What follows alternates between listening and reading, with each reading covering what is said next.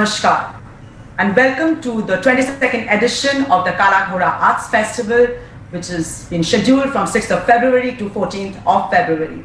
As you're aware, we have been having an absolutely exciting lineup of events, and let me quickly take you through some events of tomorrow before we get into today's program. We have a flamenco workshop by Laura Kenyon tomorrow, and we also have a wonderful flute workshop by Rakesh Chaurasaji scheduled at the same time like today.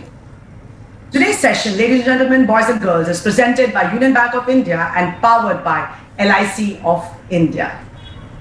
So as you're aware, we are here together for a wonderful and interesting workshop by an inspiring sitarist, inspiring musician, that is Shri Purbayan Chatterjee. Purbayan Chatterjee is one of the topmost sitar maestros of the world, which belongs to the Senia Maihar Gharana, founded by Baba Alauddin Khan. His gurus are his father, Pt.Parthapratim Chatterjee, Ustad Ali Akbar Khan, vocal training from Pandit Ajay Chakraborty, and training in tabla from Pandit Arindo Chatterjee. He is a recipient of Indian President Awards, Aditya Vikram Birla Award, Rotary International Award, and many other prestigious awards. Purbayan Chatterjee's music is inspired by the sound of Pandit Nikhil Banerjee. His music combines the tone and richness of the Nikhil Banerjee style and a contemporary touch of his own urbane sensitivity. Today, he is one of the most sought-after musicians in the country and a global ambassador of Indian classical music. I am Anu Naguha, and before we start with today's workshop, let me just quickly take you through the brushing up of tech etiquettes, which is keep yourselves on mute. And if you have to ask any questions at the end of the 45-minute workshop, please click on the raise your hand icon and also put in your messages and ask in your questions via texting. Today's session, once again, ladies and gentlemen, boys and girls, is brought to you by Union Bank of India and powered by LIC of India. So let me invite Shri Purbayan Chatterjee to kindly take the stage. Thank you. Hello everybody, I hope you're having a good evening, and those of you who are we've joined in on either platform, I would like to welcome you to this session that we're doing. Let's try and have a little fun. I mean, I know it's called UpSkill, and you know, I'm not going to try and impart any of my skills to you today, but we're just going to have a nice chat and try and have some fun. So at the outset, I would like to ask you guys, any sitar players out there, any guitar players, any sarod players, any, I don't know, violinists, cellists, you know, if you're out there, maybe you can raise your hands or you can let somebody in the platform. It would be good to have a show of hands, because it would be good to know that there are some of you out there. And either ways, I thought I will start off with a little music, a little something that I prepared for you guys, and then we'll take it from there. How's that? Here we go.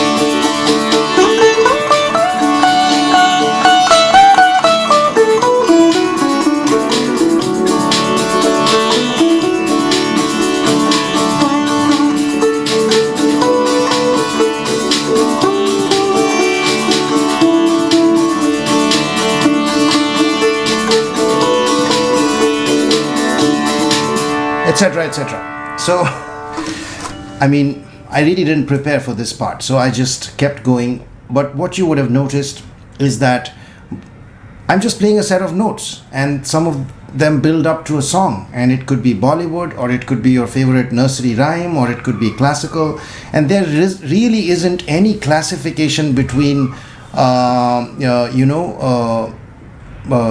when you're just playing a set of notes, you're responding to a beat and you make the music that you want to.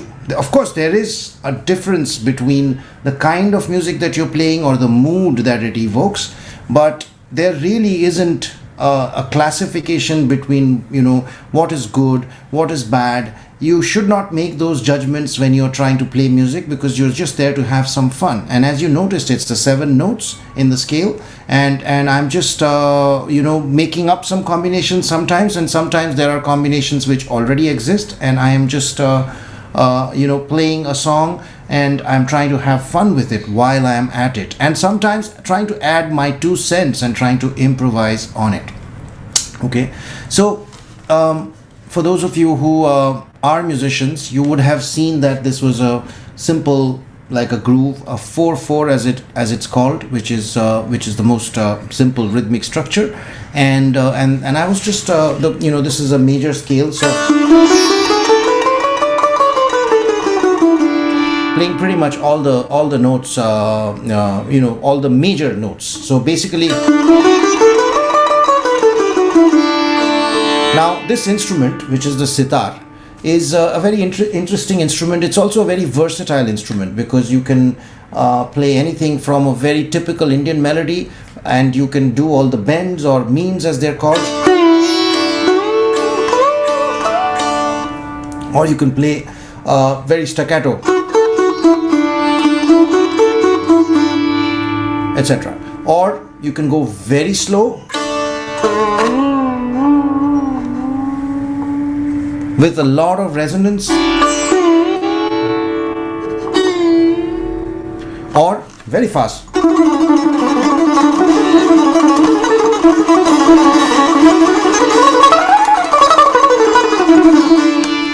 So you can actually play this on anything from a biscuit ad to the background for a film, to like a heavily classical piece, and it has a wide frequency range also.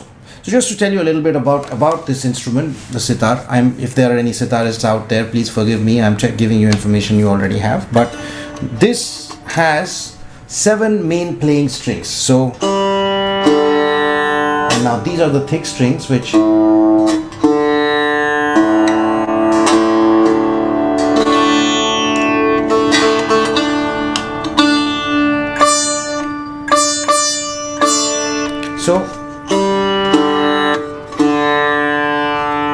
main string, playing string, second string. This is the thick string, which gives you the lower octaves, like, and even thicker. So as you can see, you can go right from here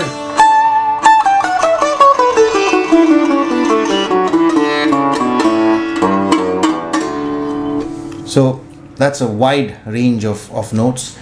The unique thing about this instrument is you can actually pull and bend the strings. So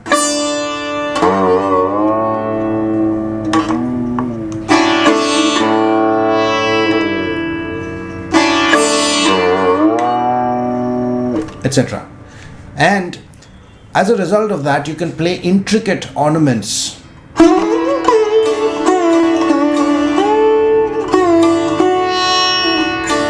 And the other very unique thing about this instrument is the presence of these 13 sympathetic strings,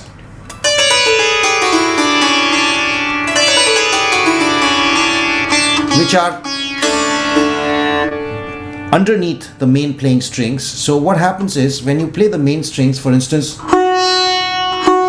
can you hear the resonance? It's actually pretty awesome, because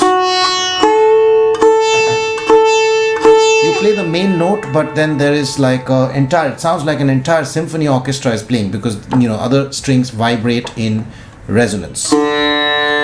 Now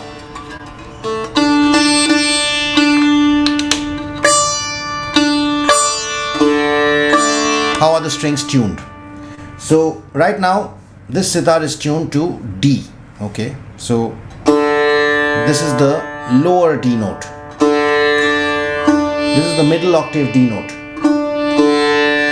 But this is the open D note. This is an open G note, which is sa re ga ma G note.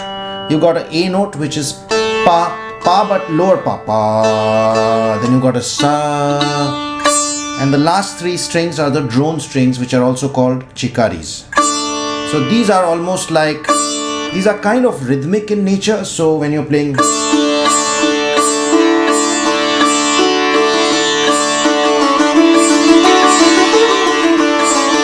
you were going to play that, or if you're going to play something else, but you're going to keep the rhythm with these strings, which are the drone strings. And then you got these sympathetic strings, which I told you about. So the interesting thing about this is it's a monophonic instrument. Normally you would play one string at a time. So the main lead string, which is the main string, is the most commonly used string and the most used string, and you often go to the lower octave just from.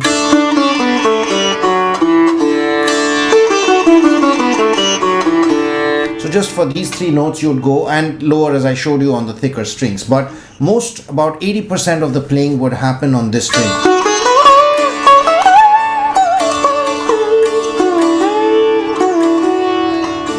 On the main string, which is a steel string, and we call it the number 4 string. I mean, the one I use on my sitar is either number 3 or number 4, depending on how thick I want it to be. And these are all piano strings, by the way. So these are originally used in a piano. The second string is a copper string. The first one is steel. There's second, third, and fourth are copper, and the last three are again steel strings. The resonant strings at the bottom, the sympathetic strings, are once again steel strings. And you need a longish nail to kind of access them. But as you see, it's got a nice, warm, resonant vibe, this instrument. Now, what do we play? Like, I know I started this session by just playing a whole bunch of, few Bollywood tunes and a few classic ones, and I actually, did I play a classical bandish? No, actually I didn't. I'll do that. I'll keep that for later. And we have to shift to the tabla. Okay. Let's see if we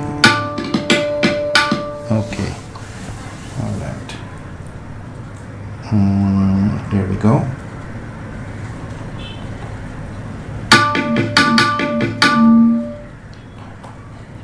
Okay, so here we go.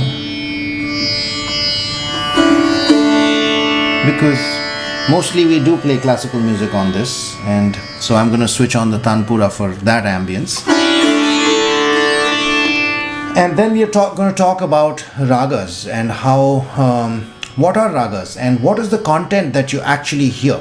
And when you go to a concert, what it is that you should be looking out for, and what, of course, I know we all enjoy when the sitar and the tabla, they start interacting with each other fast and get into a bit of a question answer kind of mode, or we enjoy it when there are fast sort of repartees between the two of them, and that's great. I mean, that's very much part of it, but it is also about understanding the different parts of the recital and how there is a definite progression from a languid alap, which is an introduction to the raga, followed by a little bit of a jor, etc. I'll talk about that once I get to it. Let me play a little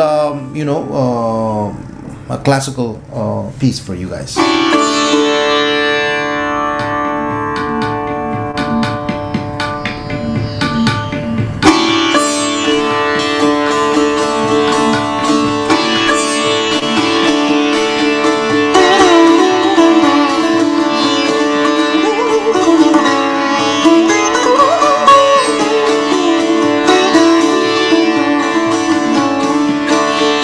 Or let me play a more common bandish, what we call a bandish. I'm sure many of you have heard this bandish. I'm going to slow it down a little.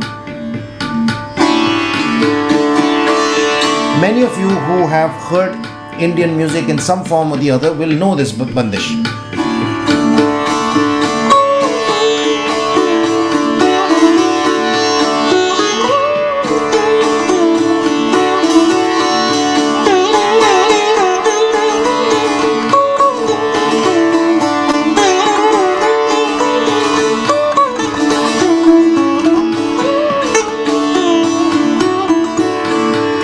Fun thing about this music is everything that can be played can be sung.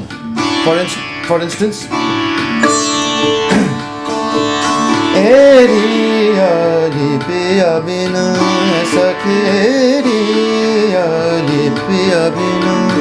सके कल न पड़त मोहे घड़ी भल छिन दिन कल न पड़त मोहे घड़ी भल छिन दिन One of the most common bandishes in this raga, which is called yaman, which is one of the first ragas that we are ever taught. And the thing is that everything that can be sung can be played. Well, almost everything, maybe not entirely everything, but almost everything that can be played can be sung, and vice versa.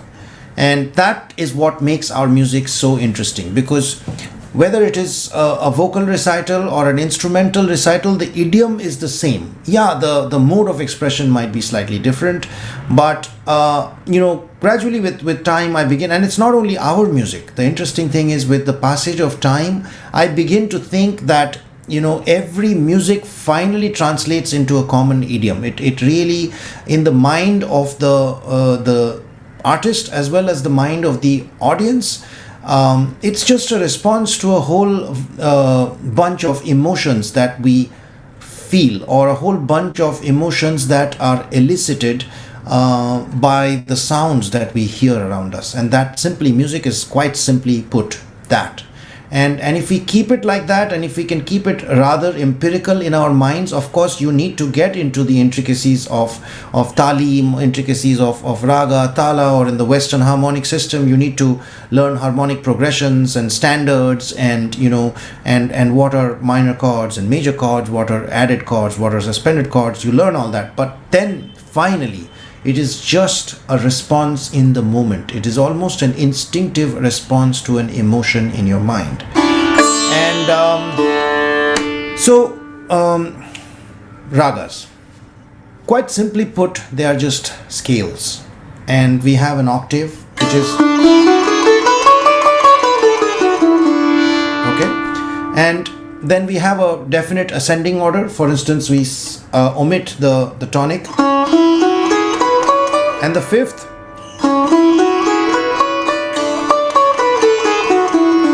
and we have a raga, and this is yaman, and in the West it's called the Lydian scale. So when I'm playing anything, I'm playing like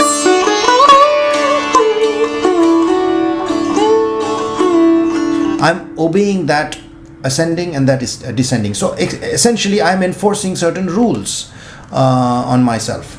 Not only that, the second thing that we kind of enforce on ourselves is the predominance of certain phrases. We need to show certain phrases, because yaman belongs to the Kalyan family of ragas, and this is an important phrase in that Kalyan family of ragas. So we have to keep showing it without making it repetitive. So the thing is, you have a set of notes to start with. It's almost like Lego, it's really like Lego. You have a set of notes to start with, and then you string them together, but then you impose some rules upon yourself, or like Monopoly, for instance. You impose some rules upon yourself. For instance, ga is an important note, the third note.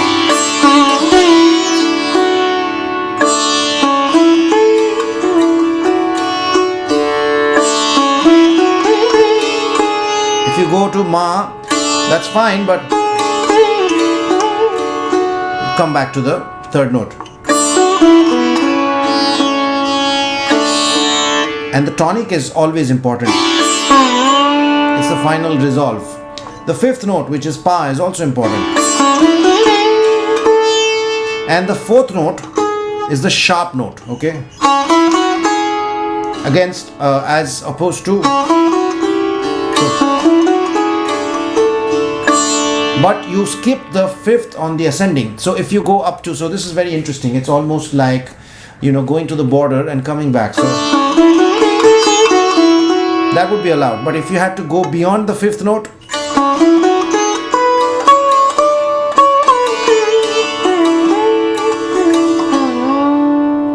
so it's very interesting how you put these rules on yourself, and then you find out interesting ways of going around the rules. So the art is really created when you find interesting and artistic ways of breaking the rules. For instance,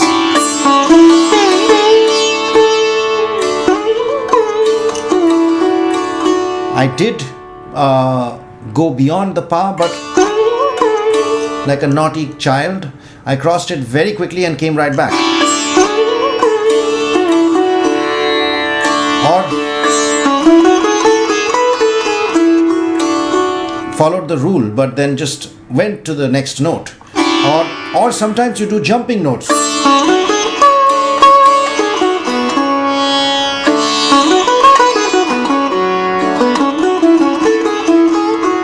And these are akin to the arpeggios in Western music. And for those of you out there who may be guitar players or piano players or whatever, I don't know if there's anybody out there who's a guitar or a piano player, but you'll be familiar with arpeggios. And we have something called merakhand, which are jumping notes. So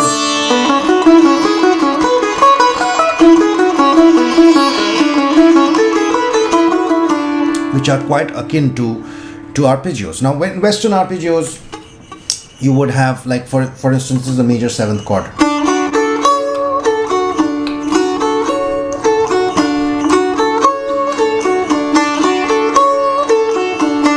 If you could imagine this looped, okay, and I were playing,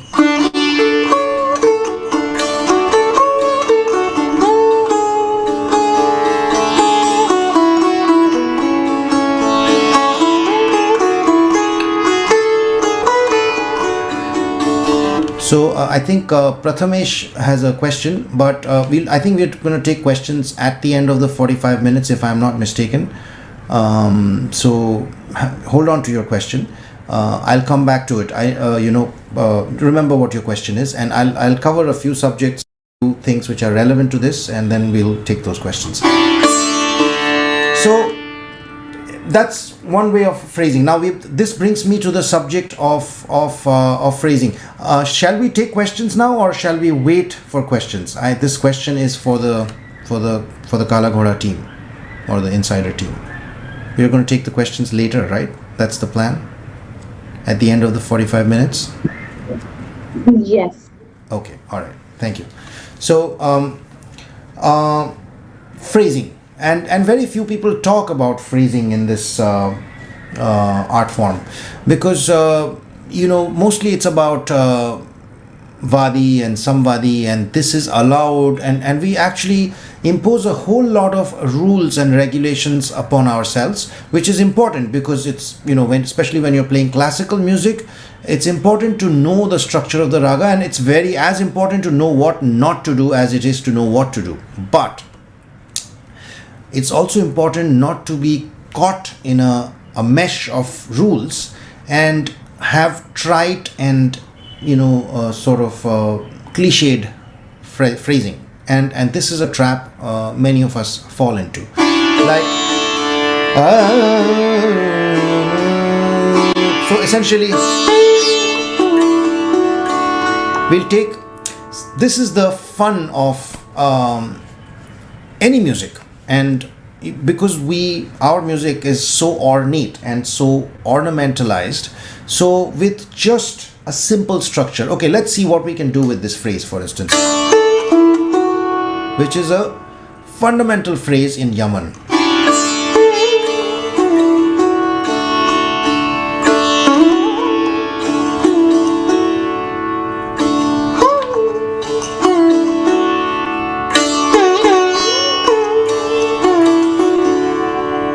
And as you see, it keeps getting more and more complex. I keep adding tails. either before or after.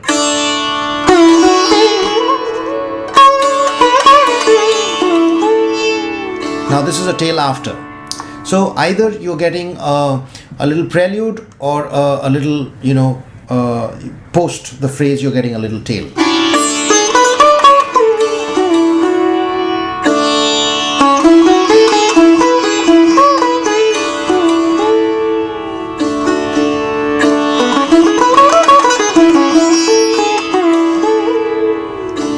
Now we'll keep adding the tail afterwards.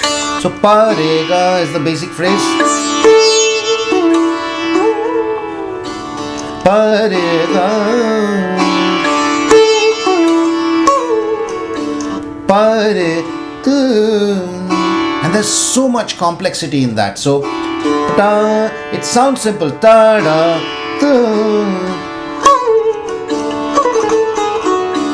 ta da.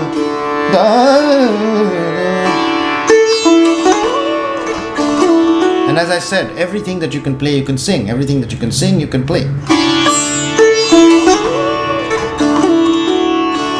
Or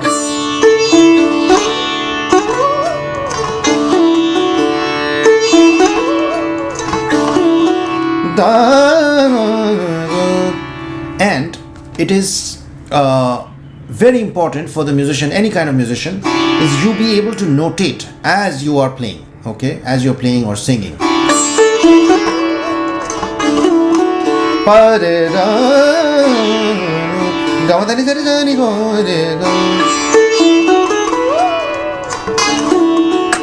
So just within that little space,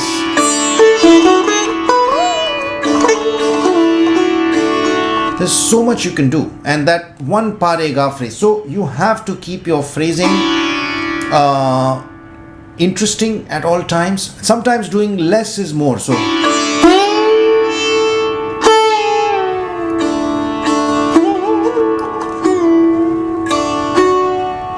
just slowing things down. So it's all, as I said, it's all like a whole bunch of emotions, and it's just like we're making a conversation.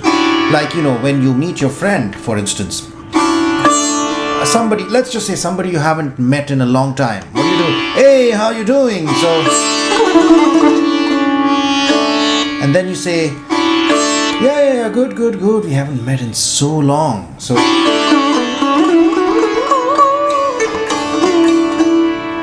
and then you say, hey, you want to go have a cup of coffee? So it goes, between the dynamics of it changes.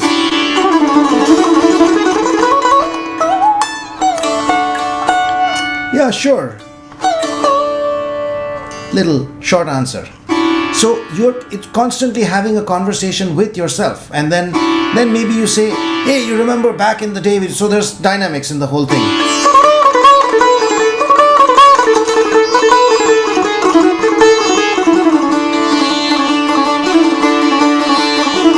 You're remembering your college days.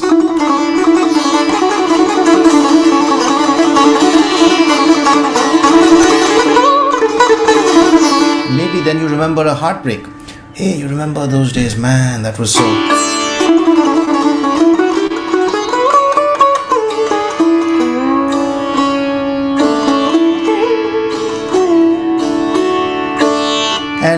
And suddenly the other person says, oh man, you remember that trip we took to Shimla?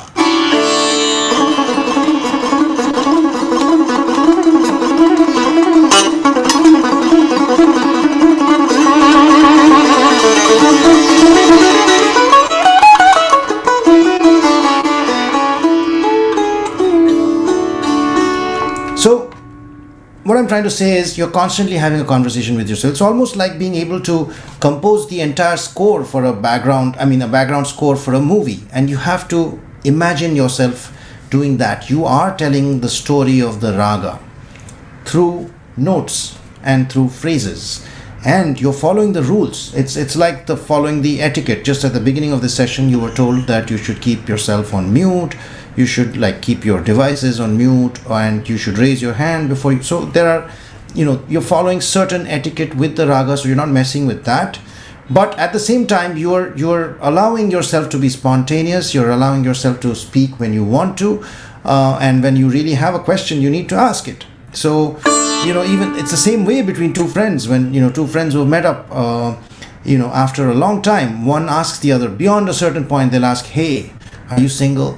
I mean, you want to ask the question, right? So even in the midst of all this conversation, there's one point at where you'll go,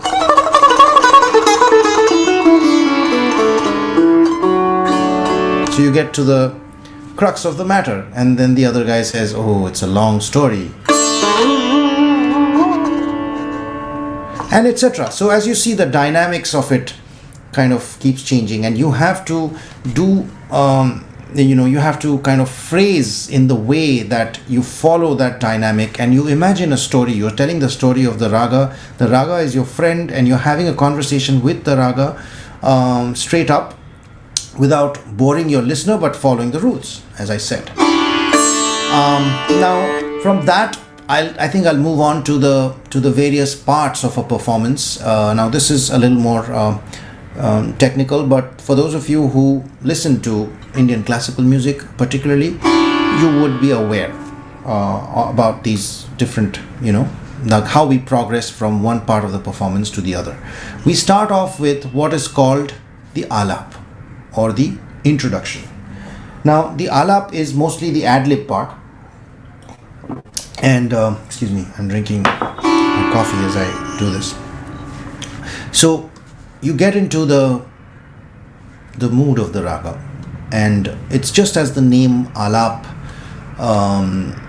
signifies, is that you're getting to know each other. You're getting to know the raga is also getting to know you. So no rhythm in these phrases, not an external one anyways.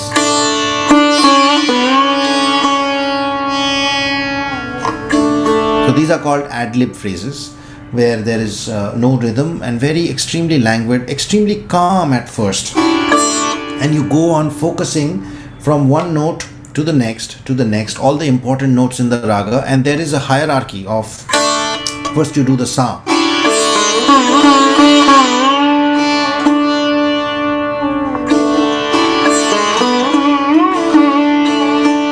as many ways as you can put light on the sa. Then you go to the ga, because that's an important note.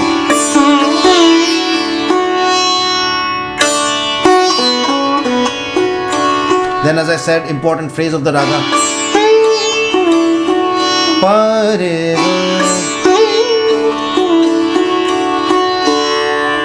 right? Then you go to the slightly lesser important notes, but always keep coming back to the important notes.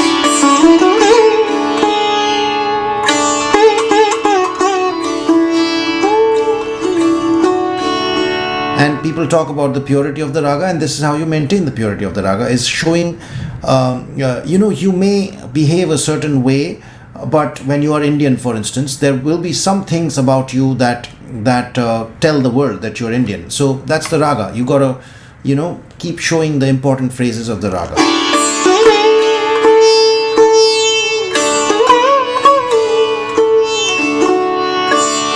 So you go to pa, which is a very important note in the raga, ni, and so on. So that's the alap. Once the alap is complete, you move on to what is called the jor. You will see a sudden beat or a pulse. So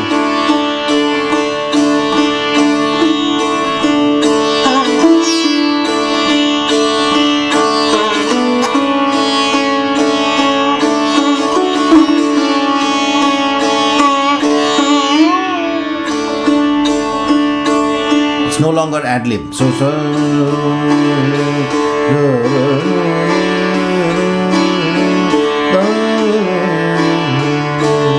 etc. Okay, and you'll see that there is a progression in the dynamics. The dynamics slowly pick up also. So, and this is actually a lot of fun, the way it happens. If you are locked in with the artist, and the artist is locked in with you, and the phrasing is intelligent and good, then have a look.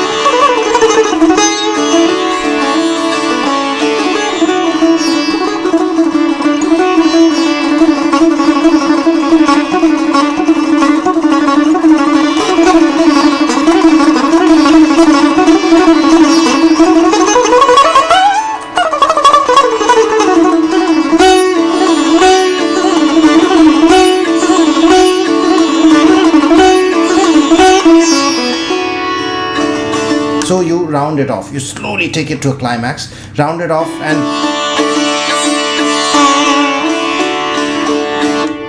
this is how you build up the dynamics in the jor, and then you go to a composition which is set to a certain rhythmic cycle. So let's take Teen Tal and let's take the composition that I was playing earlier.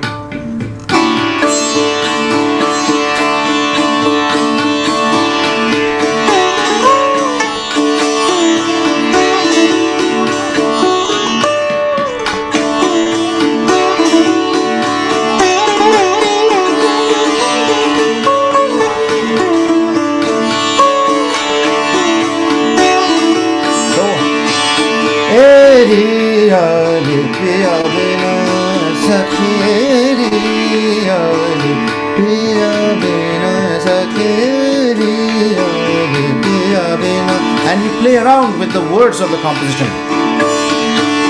Piya bina sakeri yaari, piya bina sakeri.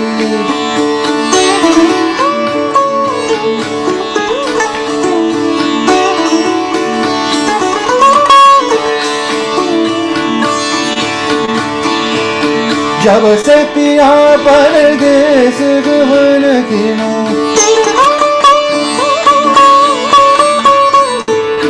जब से पिया परदेस गवन किनो, रतिया कटत मोहे तारे गिन गिन,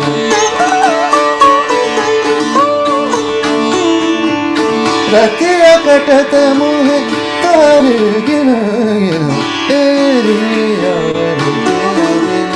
Ratia.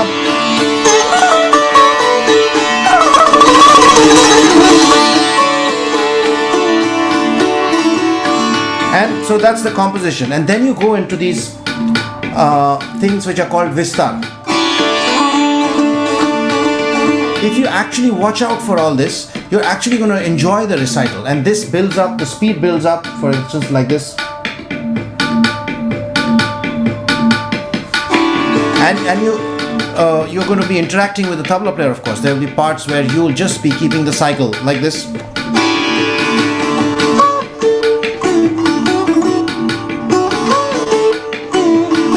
This is the cue for the tabla player to go on his solo, right? And then you'll come back to what is called tans, like really fast runs and interesting ways of coming back to the composition while obeying the cycle, which is in this case is teen tal. You hear 4 sections of 4. 1, 2, 1,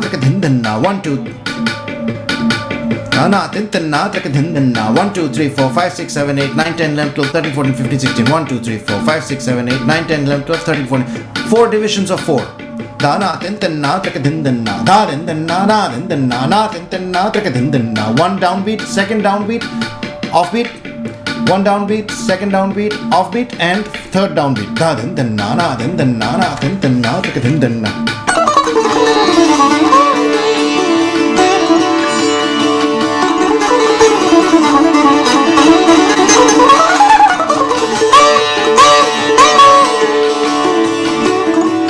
Etc. And then you come to what is the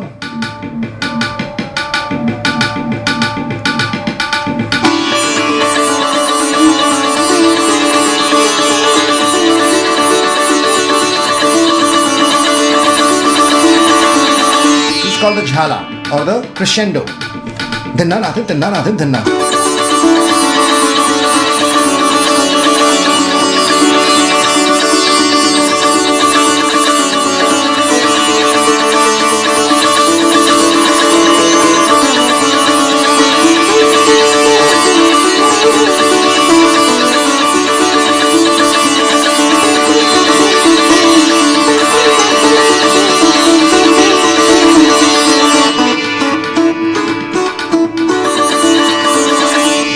Till you finish with the final tihai, and that is the structure of a raga performance. Of course, you could be doing a thumri or a lighter piece. For instance, you could be playing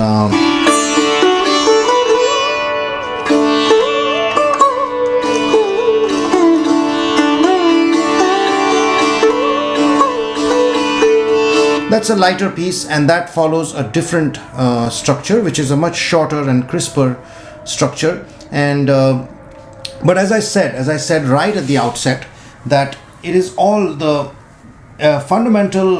What we are following is all vocal, and we are just trying to phrase as a vocalist would. Much like in Western music, guitar players follow the phrasing of saxophone players, and the whole attitude of the phrasing is based on that. Now, we're going to end this session. We've got about a minute to go, just to show you that this is a whole lot of fun. And whether you do it with a Western groove, this is a little something I wrote on GarageBand, just like a loop which keeps going, and I'm going to just improvise on it for a minute and then open the house up for questions. Here we go.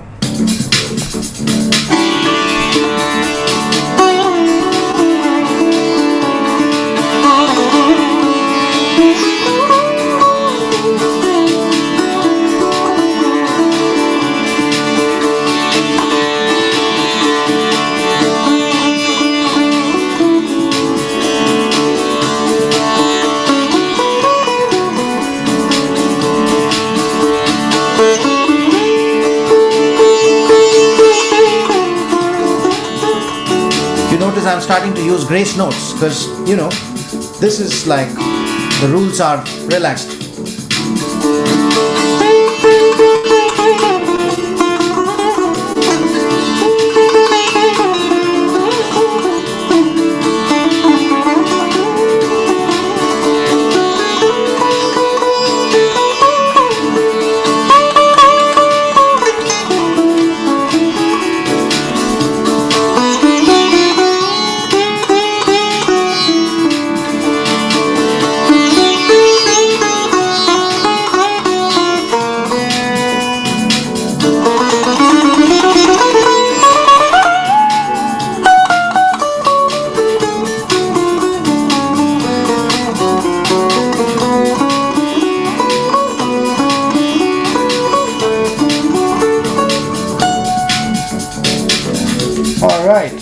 So, hope you enjoyed that, and let's open the house up for questions. If you have any questions, raise your hand, or if there are any questions on the Insider platform, let me know what they are. Happy to answer them.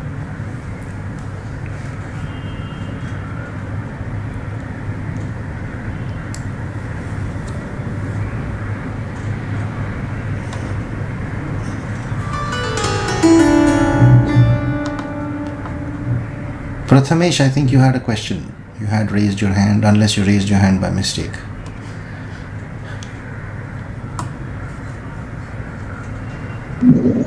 We have a question from Mayuri where she's asking if raga is a type of music. Who's the question from? Sorry? Mayuri. So, hi Mayuri, thanks for asking this question. So, raga is, yes, I mean, I guess you can say it is a type of music. Raga is like a building block, like as I said, I mean, you have Lego, and there are various types of building blocks, and raga is one type of such building block. It is the most common fundamental building block. It's a little bit like, we are rice eaters or roti eaters. So this is the staple. Raga is our staple for those of us who are classical musicians, or even not classical musicians. Those of us who are film musicians, or those who sing tumris, dadras, ghazals, any form of Indian music, it's going to boil down to a raga. So if I were asked to define a raga in layman's terms without getting into technicalities, that's what I would say. It's like a staple. Any other questions? The next question is from Vedant. He's asking, sir, how do we improvise and how do we tune in, connect with the listener? How do we tune and connect with the listener? That's what the question was? Yes. Okay, this is a very good question. And how do we improvise, right? Yes. Lovely question, Vedant. My congratulations to you for asking such an incisive and intelligent question.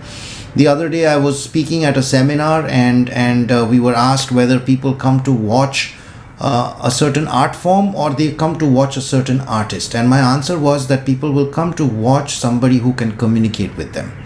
So keep that in mind. If you are if you are an aspiring musician, or you're already a musician or a student of music, I think as a student of music myself, I try to learn to communicate better and better with every passing day. And the way you can do that is try to feel the pulse of the listener. It's very important to not get very caught up in trying to please the listener, but it is important to try to communicate. Just like when you meet a friend, as I said, that's the best analogy, is when you meet a friend after a long time, you should just be yourself. You shouldn't try to be this, sycophant kind of person who's constantly trying to please your friend, saying, oh wow, you're looking so handsome. So it's going to get a little exhausting with some time.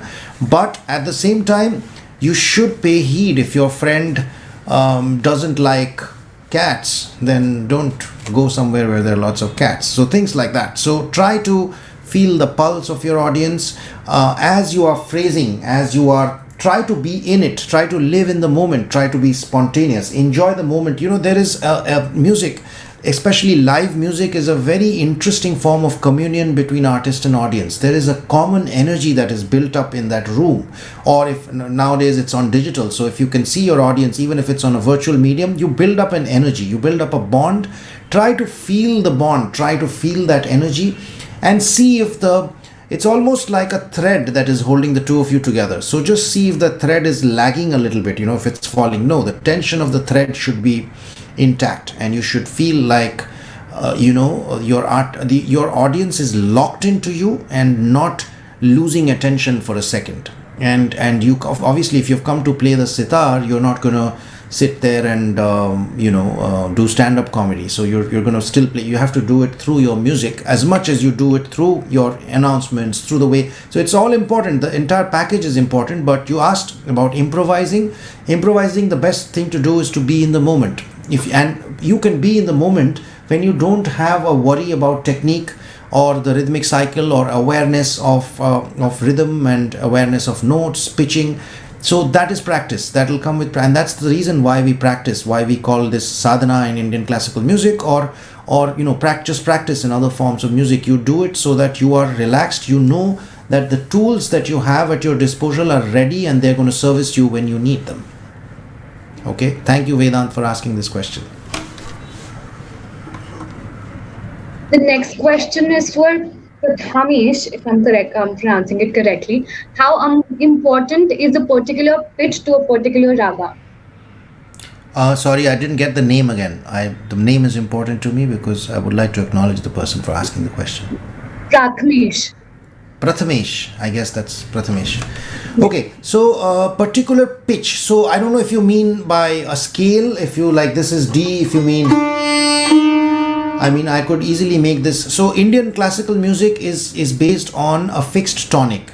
So you would have a fixed sa, which is, my sitar is right now tuned to D. So sa re ga ma pa da ni sa. That's my sa re ga ma pa da ni sa. But if it were tuned to C, it would play like this. So the same same raga. So it really doesn't matter where your instrument is tuned. The only differentiating factor is, when you sing, for instance, if you're a singer, then your voice has a certain range, a comfort range. So if my comfort range is sa, which is C, sa ga pa sa re ga, I have to see how high I can go or how low I can go. And the same with my instrument. I can see if I'm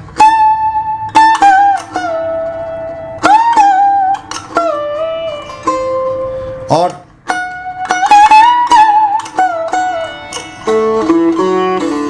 you have to see that the pitch and timbre of your instrument remains intact and it sounds good. Simply making that call and making that judgment. So that way pitch is important, but the pitch is not important and does not vary with the raga. The pitch is not important in the context of the raga. So the raga can be anything. It's your pitch, it's your instrument or your vocal comfortable frequency range.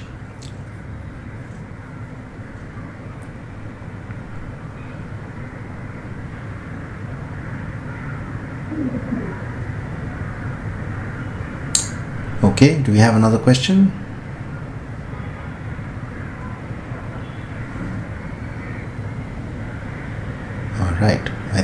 we are pretty much at the end of the session, and we are kind of out of time also. So I would like to thank the audience, those of you who have been watching this this is very interesting because we are bringing this to you digitally, and I would have loved to meet all of you face to face, and because it's digital, so I can pretend to sit in front of some pillars. But you know, if the fun thing about the Kala Ghoda festival is, even if it were the physical format, and I would be sitting in the Kala Ghoda area in front of some beautiful pillars. So I guess we will do that in the years to come. And you know, my thanks to Kala Ghoda, to the Insider, to everybody, to all the sponsors, and you know, for making this happen and ensuring the continuity of this wonderful festival. Thanks to Nayab for you know, putting all of this together, and to the entire team that has been so wonderful in coordinating this.